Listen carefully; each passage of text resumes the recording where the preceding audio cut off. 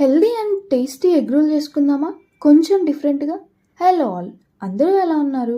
నేను చూసిన most of the వీడియోస్లో ఎగ్ రోల్ అంటే ఆమ్లెట్ వేసి దానిపైన చపాతీ పెట్టి మిడిల్లో వెజ్జెస్ పెట్టి రోల్ చేస్తారు. నేను ఈసారి కొంచెం డిఫరెంట్గా ట్రై చేశా. మీరు ఇలా ఎప్పుడైనా ట్రై చేసి ఉంటే కింద కామెంట్ చేయండి. నేను ఎలా చేశానో చూసేద్దామా? నేను తీసుకున్న వెజ్జెస్ వచ్చి క్యారెట్, క్యూకంబర్, ఆనియన్, క్యాప్సికమ్.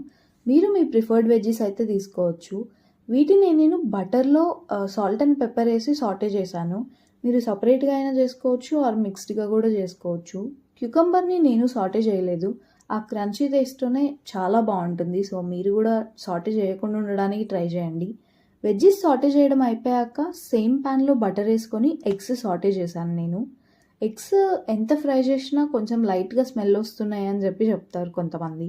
దానికి నేను చెప్తున్న ఒక టిప్ ఏంటంటే, ఎగ్స్ వేయంగానే ఫైర్ హై మీద పెట్టేసి ఒక 1 minute అలా ఫ్రై చేస్తూనే ఉండండి, అంటే స్టిర్ చేస్తూనే ఉండండి. అండ్ దాని తర్వాత సాల్ట్, పెప్పర్, కారం, ధనియాల పౌడర్ మీరు ఏది కావాలంటే అది వేసుకోవచ్చు. అండ్ దాని తర్వాత ఒక 2 minutes ఫ్రై చేస్తే స్మెల్ అయితే రాదు. ఒక్కసారి ఇది ట్రై చేసి చూడండి. ఎగ్స్ కూడా రెడీ అయిపోయాయి, ఇంకా చపాతీ రోల్ చేయడమే. చపాతీ రోల్ చేయడానికి చపాతీ వేసుకొని మిడిల్లో వెజ్జెస్తో పాటు మనం చేసిన ఎగ్ కూడా వేసుకొని రోల్ చేసేసుకోవడమే. అంతే, చాలా సింపుల్.